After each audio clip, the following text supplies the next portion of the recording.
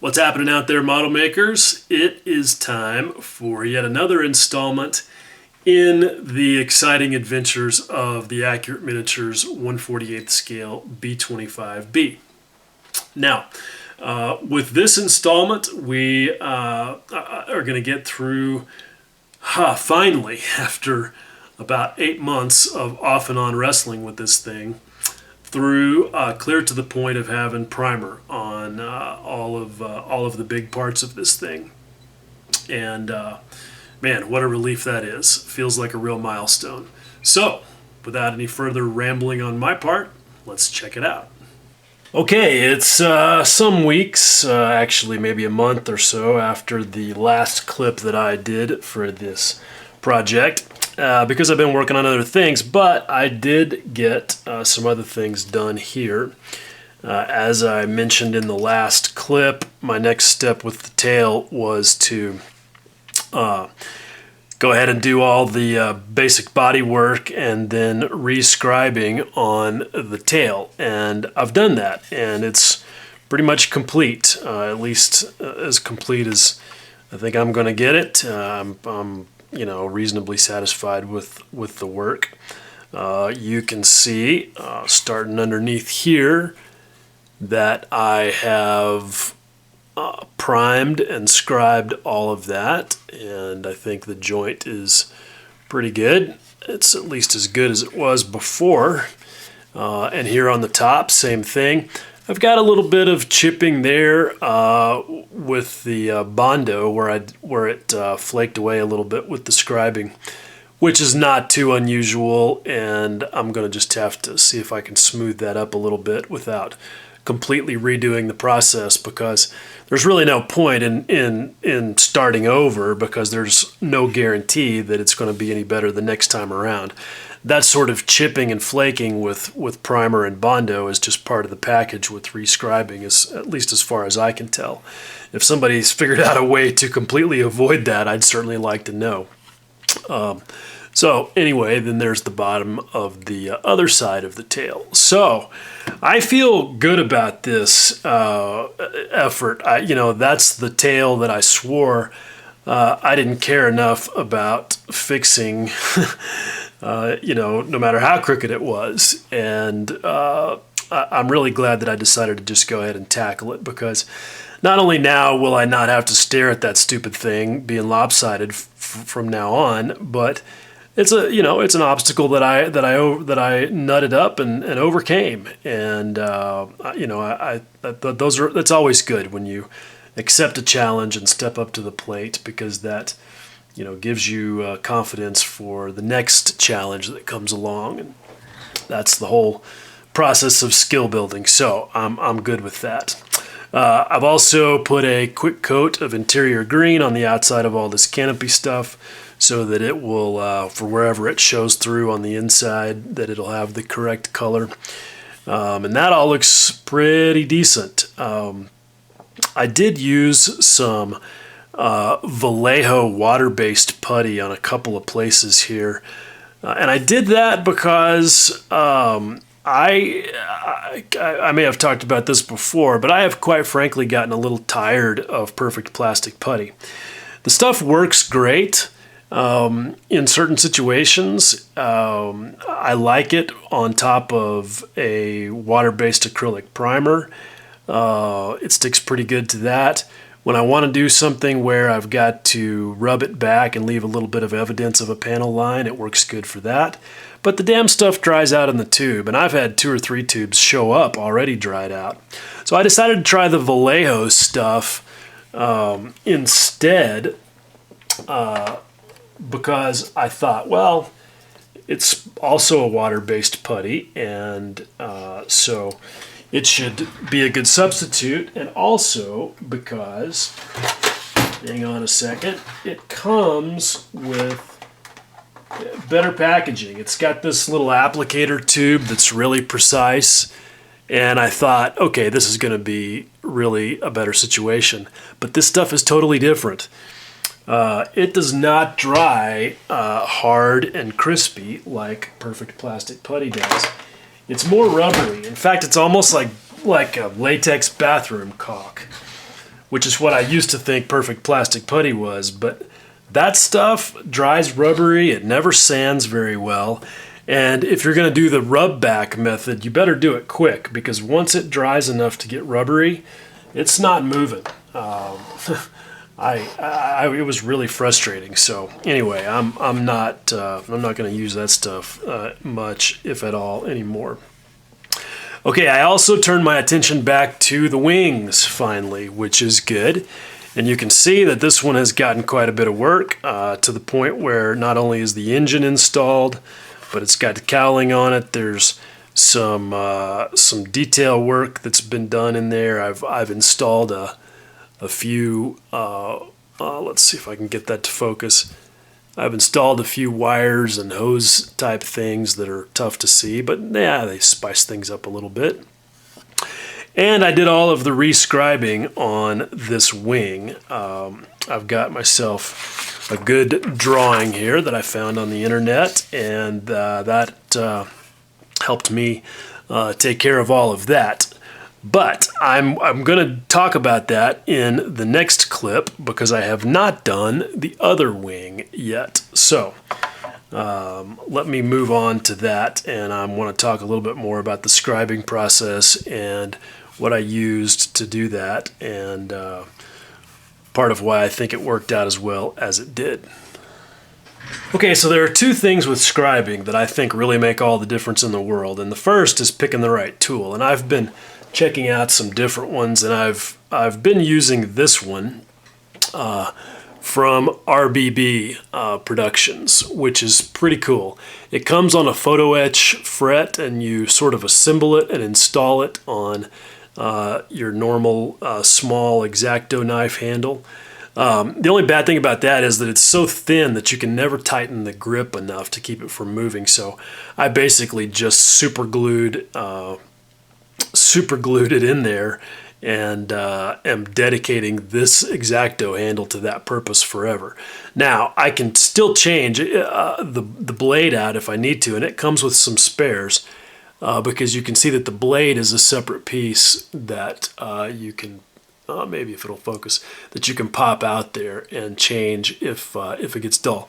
So that's been working pretty well, but even if you have a good scribing tool, that doesn't matter if you don't have a good guide. And I've been trying to find, hang on, let me get out of the way of the camera here. I'm reaching across my bench to grab this. Anyway, I've been trying to find a good guide for my scribing, because what I have been using is Dymo tape, which a lot of you are familiar with. This is the old school label maker stuff. It's plastic, it's very rigid, and it makes a fantastic guide that's very sticky. But one of the issues with Dymo is that because it's so sticky, it will yank your primer off in a heartbeat if you're not very, very careful, and even then sometimes it'll do that. And so it can be either your best friend or your worst enemy. Now, I know some people just use masking tape 2 or 3 layers thick, or 3M fine line tape. And I don't like either of those solutions, because I really want something that's going to be rigid. I want to know that I'm going to get a perfectly straight guide for my blade, because a panel line that's got a little bit of a wiggle in it, sticks out like a sore thumb to me. And so that's the last thing that I want to worry about. So I just happened to be looking on the internet one day, and I found out about this stuff. This is one of those cool Japanese tools, High Q Parts Carving Guide Tape. Comes in 3mm and 6mm. You can see I've got both sizes over here. And this stuff is another one of those magical Japanese super tools. I'm just so jealous. Those guys get all the coolest stuff. Anyway, this stuff is fantastic because it is much more flexible than Dymo. It's softer, but it's thick enough that it will hold a straight edge very handily. So I'm going to demonstrate that a little bit here and let you see for yourself. I don't know if I can really effectively scribe on camera, but we'll see. Wouldn't be the craziest thing I've ever tried. But at any rate, hopefully I can do it and make it not take too long. I will probably do part of it in real time and part of it as a fast motion thing. Now, one thing about this stuff is you have to pull it off the roll in a certain way, and that's just try to pull it out straight as much as possible, because if you do the instinctive thing and pull it back like this, it tends to get a curl and keep the curl, which turns into a problem as you're working with it. But see, that's not too bad. And then let me grab a pair of scissors, and I will show you why this stuff is so magical. Get a little piece clipped off here.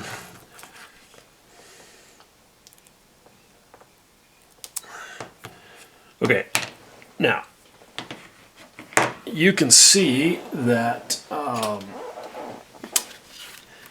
I screwed up on this, on actually both of these engine nacelles. I got carried away when I was doing the body work initially and didn't register that I should not be taking the seam line out of this lump right here, because that's actually part of the landing gear door. That's where that lump basically goes over where the wheel sits.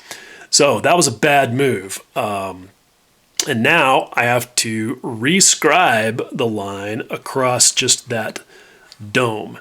And with Dymo, that's practically impossible. It's just too stiff, and there's no way that you're going to get it to really conform to that entire thing there. So watch this. And again, I may get in the way of the camera, and this may be just a complete disaster, but I'm going to attempt to show you how this stuff works. You know, getting it on there straight is half the battle. But at least I've got the seam on either side of the dome to kind of help guide me. Okay, so I've basically got it laid down there where it's straight. And you can see that it's just kind of lightly laid on there. Now, here comes the cool part. I'm just using my thumbnail to smooth it down as best as possible, and it looks like I got a little bit of dirt from my thumb on the tape, and it's not wanting to stick very well on this back part.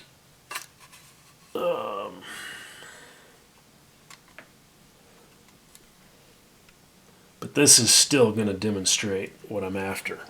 Look at how I've been able to get that to conform. Hopefully the camera will focus there. Yeah. Look at how well that conforms to the contours and the corners there. That is pretty badass. Now, since I can't get that to lay down right there where my dirty finger screwed up the adhesive, I'm going to just take a piece of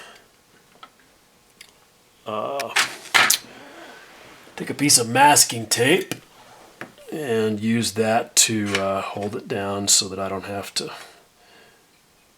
start over.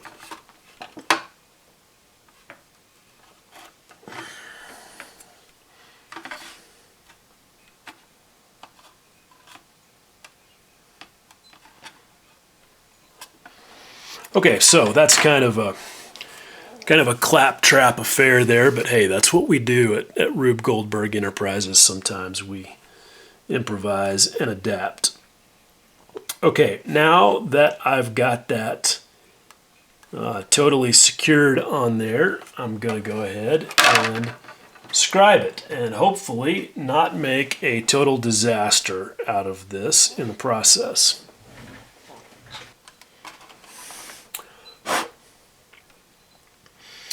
Okay, I'm not pressing super hard, even though I do want a pretty decent line here, given that this is what I call a functional panel line. It, being the split between the landing gear doors where they clamshell open, I'm going to want that to fill with a black panel line wash pretty well. So I definitely want to get a good solid scribe there.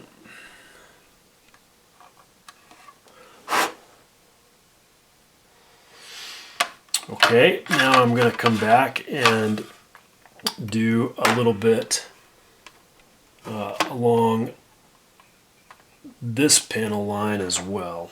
It doesn't need much because it's already got a visible joint there, but it needs to have an actual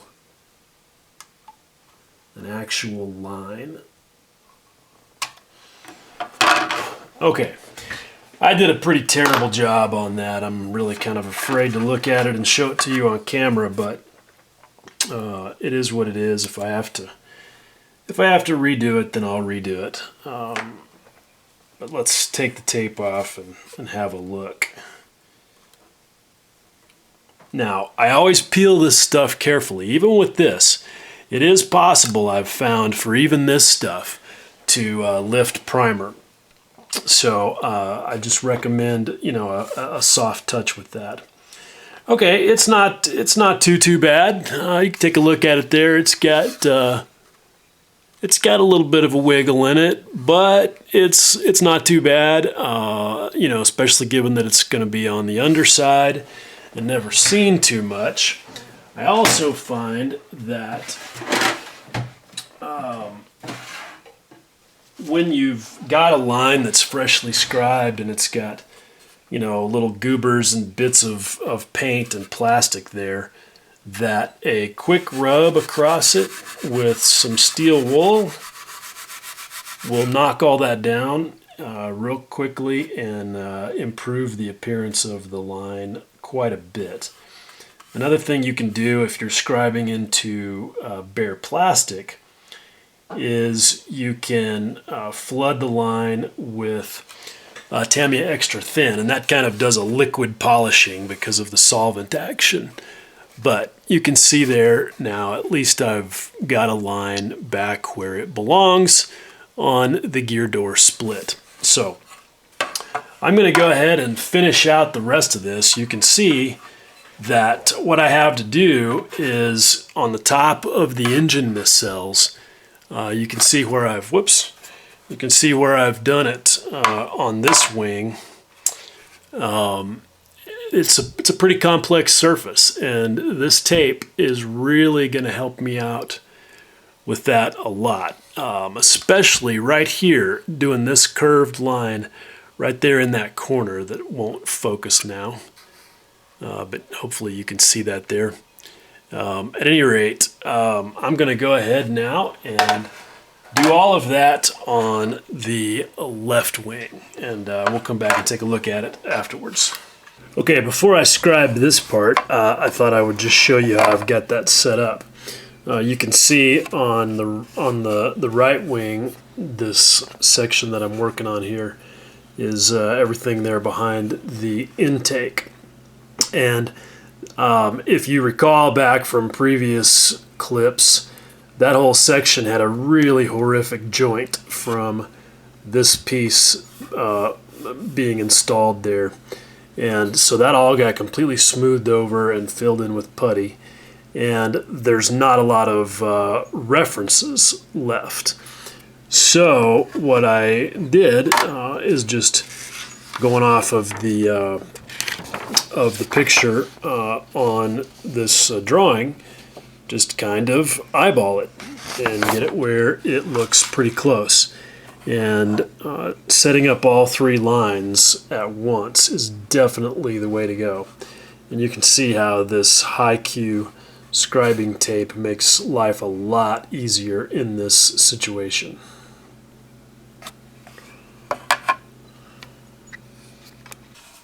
Okay, here's another view of a setup where I've used the 3mm high-Q tape, and you can see how well that's conformed to the inside of that curve. There's no way you'd pull that off with Dymo. And as I've already scribed it, let's peel that tape off very carefully. Well, it wasn't so careful. And see how we did. Right here on camera, you can see I've got a pretty decent line there representing the edge of that cowling piece. So now it's time to do some riveting. Okay, so a pile of tools and some work later, I've got this job all done, and things actually went pretty well. I only had one disaster, which was actually pretty easy to fix, but here is the end result. You can see that I've got a pretty decent set of panel lines. They're a little bit hard to see in this light, but hopefully you can tell where those go. There they are, and see the rivets. The disaster happened, hang on, let me get a pointer. This is something that's good to talk about. The disaster happened right here in this corner where you see that white spot. Hopefully that'll focus. That white spot is a little bit of perfect plastic putty. And this is a situation where I really like that stuff, because being water-based, it's easy to put a little bit of it in the spot you need, and if it gets a little crazy, you can just wipe it off with a wet Q-tip and redo it. So without any, worrying about any damage to your surface otherwise that you might get with a hotter product. But what happened there was, you can see that there are some large Zeus type fasteners or screws that are there, and I had to recreate those because all of that area got sanded smooth. And what I was using was my beading tool, which is this gizmo right here. And what it does is you get a whole set of them in this little kit. And if hopefully we'll be able to see this on camera, but if you look at it, you can see that it's got a little dimple in the end of it. It doesn't come to a sharp point. It's got a dimple. And these all have that same dimple, but they come in different sizes, so that you can create a tiny little circle basically, to represent that type of fastener. And all you do is you just take the thing and I'll just do it right here where it won't matter. You just press it into the material, and you don't have to press super hard, and you just wobble a little bit. And if you look there, you will see a perfect little circle. Now, that's easy on bare plastic, just like everything is. But what happened to me here was that in this corner, that's all filler, squadron green putty or Bondo, whichever it was at the time. And it was really weak there because of the stress concentration created by the panel lines being scribed, and it just exploded out of there when I basically just touched the beading tool to it. So that's the kind of thing that can happen with fillers, because they are much more brittle than styrene, and that's just something that you have to watch for and deal with, and it's going to happen occasionally, and you just have to fix it. So not a big deal, but I feel okay about it. I also did all of the re-scribing and riveting that I needed to do around the end of the tip of the nacelle there. And so these two wings are finally, after many months, ready to go. Oh, I should say that I did my riveting with three things. The beading tool I mentioned for these rivets right in here at this kind of intersection here. Accurate Miniatures just didn't see fit to complete that line of rivets, so I did it with the very smallest beading tool. Some of the other individual ones I did with just my awl that you can see I've got set up with a sort of a handle on it there, made out of epoxy sculpt so that it fits my grip better. I get better control, and it's easier to apply pressure with it that way. And then I have one of these wonderful little Rosie the Riveter tools right here for doing the easy straight lines of rivets, which I did, hang on, let me kind of get this situated, which I did right here on these straight panel lines. Hopefully, yeah, there you can see that. Now, one of the tricks that I've found to using this little tool that makes things go a lot better is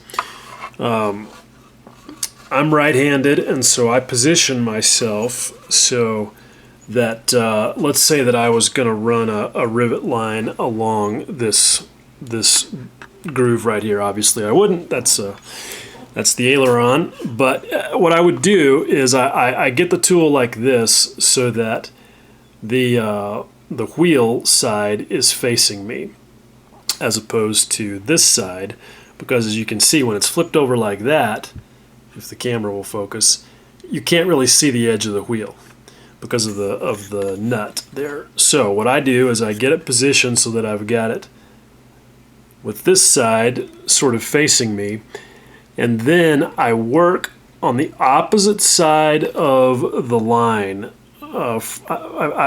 from where my eyeball is. So in other words, this, if I was going to rivet along the right-hand side of that groove, then I would orient everything this way.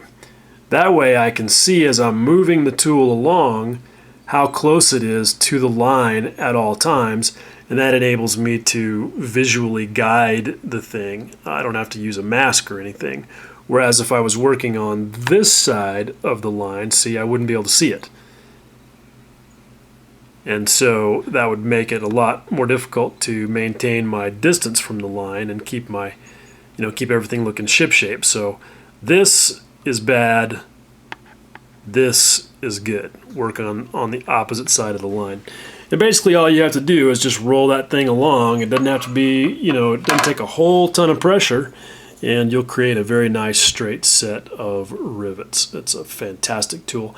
And they come in different pitches. This one is the 0.65 millimeter pitch, which you can see says 1/48 there.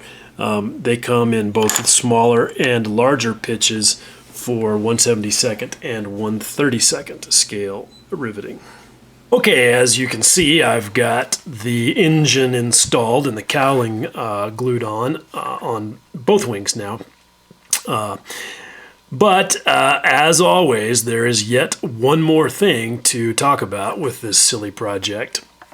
Let me direct your attention to the bottom of the left, right, I'm all backwards. Anyway, whichever this wing is, take a look at the bottom of the cowling. And you can see here that this is fairly nice and flush where it meets with the cowl flaps. Now, it's nice and flush because I've made it that way through some labor with a flat file, some sanding sponges, and some steel wool. It did not start out that way, as you can see when you look at the other wing and take a look at that joint. Okay, you can see that there's a significant step there. It's perfect around the sides pretty much, but there on the bottom it's out of whack. And that's probably half as bad as it was on the other side. You can also see the difference in the, let me try and get both of these in the picture at once. You can also see the difference in the cowl flaps themselves. Okay, if you look at the cowl flaps on this side, they all are fairly uniform in the way that they meet up with the front of the engine nacelle. But then when you look at this side, you can see that it's not nearly as consistent. And that it's really pretty ugly on this side, but there's really nothing that I am going to do on that without completely replacing that whole part, and that's just not going to happen. This is one that I'm not going to talk myself into. But this brings up a point that I want to make about this kit. You know, I've had lots of discussions online about the nature of this kit. And inevitably, the thing that I hear the most from other people who have built it is, well, I built it and it went together fine. Or, sure, this kit goes together great. And the point I want to make is, okay, yes, it is possible for a kit to go together great and it still be totally wrong. And this is a perfect example of that because, look, there is absolutely no issue with the way that this went together. It was very easy to put the cowl section and the front section of the cowling together. No issue whatsoever. But the fact is that the joint, as you can see, is terrible. So that's why when people just chime in with, hey, I think it goes together great, that doesn't necessarily mean anything to me in terms of the actual kit quality. Okay, so when we finished up with that last clip, I was feeling like I was getting close to putting down some primer. And in fact, I was, and I did. So we're going to close this thing out with a quick look at the primed surfaces. As you can see, I've laid down both black and white, and this is Stynylrez, which is pretty much, in my opinion, the best acrylic primer on the planet. It's good stuff. And it's done a good job of letting me know exactly where I am with this. You know, priming is the moment of truth. You can think all day long that your bodywork is good and that your sanding and polishing and so forth is perfect, but until you lay that coat of primer on there and see the real truth, it's impossible to know for sure. So I do know already that I have a few little nits and things to take care of, but that's pretty much as expected in a situation like this where I've done so much body work on it. But you may be wondering why I've got both black and white primer, and the reasoning is this. The bottom of this bird is going to be medium gray, top is going to be olive drab. And my plan is that I'm going to use a wash to darken all of the panel lines and rivet detail on this bottom surface before I spray the medium gray, which I'll do at a relatively thin consistency, probably less even than 50-50. And the reasoning behind that is that I want all the rivets and panel lines to show through as a darker gray, which by doing a really dark black or dark brown panel line wash, I should be able to achieve that. I've done it before with pretty good results, but this is the first time I've done it with these exact colors. So we'll see. Hopefully that'll work out good. As far as the top goes, I'm going to do pretty much the standard black basing technique on it, and that's I think going to be pretty straightforward. And that is where we will get going with the next segment of this video build adventure. But I thought I would just show you a little bit. You can see where how the primer has definitely brought into sharp relief all of my work. And you know, there's a few issues, like there's, you know, like if you look right here, these panel lines, that one got filled in a little bit. I need to fix that, make that look consistent. There's a couple of places where my rivets don't show through perfectly. But overall, I think given the amount of work that I did and the level of difficulty with some of it, that I can feel pretty good about it. I'm really pretty happy with this section right here, where I had to do all that work around the intake scoops, because that was a lot of body work right there, and I feel like that came out pretty well overall. Not unhappy with that at all. What I'll probably do is just run back over it real lightly with some steel wool, just to take off a little bit of that edge so that those won't show up quite so sharply, and they'll blend in a little bit more with all of the other rivets and panel lines that came from the factory. But you can see that one looks, I think, pretty good as well. Now, here is kind of an unexpected bonus with this video. If you guys have hung with me throughout this thing, you know that I spent a lot of time re-scribing and re-riveting and dealing with the issues caused by this fuselage being screwed up as a result of the two halves not being a perfect match. If you go back a couple of episodes, you can see where the thing is perfectly lined up at the front of the nose and at the back of the dashboard, and then when you get to this point right here, it's seriously out of alignment. This window right here took a lot of work because it was so badly out of alignment.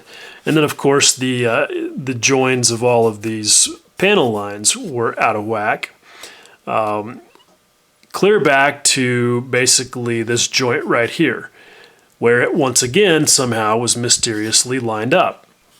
Now, I can't really explain all of that, but here is something interesting. A couple of days ago, my buddy Jimmy D sent me a package. And in typical Jimmy D practical joking fashion, he decided to use an Accurate Miniatures b-25 Mitchell kit, all cut off of the sprues, as packing peanuts. And so, as a result, I got a fresh set of fuselage halves. And I thought, you know what? Let's just glue these two together and see if they have the same level of mismatch. And here's the interesting thing. They are pretty much perfect. Look at that. You can see it lines up at the front of the nose. The window is lined up on all sides. And as you work your way along the length of the fuselage there, you can see, hopefully the glare won't render them invisible. There we go. Panel lines perfectly lined up all the way back. The front edge of the joint where the horizontal stabilizer goes is lined up, and it's lined up at the back of the tail. It's lined up along the bottom as well, mostly, except right here by the back edge of the bomb bay and where the dorsal turret goes. So this is a weird deal. And here's what I sort of suspect. I don't know what the exact vintage of the the kit that became Packing Peanuts is, but they started producing, the Accurate Miniature started producing the b-25 in 1999, I believe. And it ran for, I think, 5, 6, maybe 7 years before Accurate Miniatures ultimately went under. And I have had conversations with a guy online who was directly involved in the tooling process, and he's told me that they did have tooling issues with this thing. And I suspect that that may account for a lot of the stuff that I've seen on mine, which may be one of the very earliest vintages of this kit. Anyway, my point is that it's possible that this one is a newer tooling. Maybe they did a bunch of rework on the tools and they fixed some of those problems. I don't know. It's purely speculation on my part. But that is one possible explanation for the fact that this kit is so polarizing. People either seem to think it's amazeballs or that it's just terrible, which of course has been my case. As you know, if you've followed this adventure, as I've had no shortage of nasty things to say about it. But those things haven't been undeserved because it has been a nasty kit with all kinds of problems. So, who knows? I would, if there's anybody out there that's got any insight to that based on their own experience, then by all means, let me know what your thoughts are on that. Okay, so there you go. That is another look at my progress on this long and winding journey. And as I said before, it's a huge relief to be at the point where I can finally start to think about realistically putting some color on this thing, which was the whole motivation behind starting this project in the first place. I had this very spur of the moment inspiration to do the B-25 one day when I was watching a rerun of Pearl Harbor, and the weathering on the backs of those Mitchells was just so beautiful that caused me to dive into this thing. And I mistakenly thought that this would be a good project to do a sort of a step-by-step on how I paint and weather. I had no idea that it was going to involve 8 months of fighting and whatever this is, 5 or 6 episodes, just to get to the point where I could even really start talking about painting and weathering. So anyway, I'm here now finally, and before too long I will actually start getting to that point. I've got some Tamiya olive drab in the mail as I speak. So hopefully you guys will stay tuned for that. All right, as always, I appreciate you guys watching. Much love.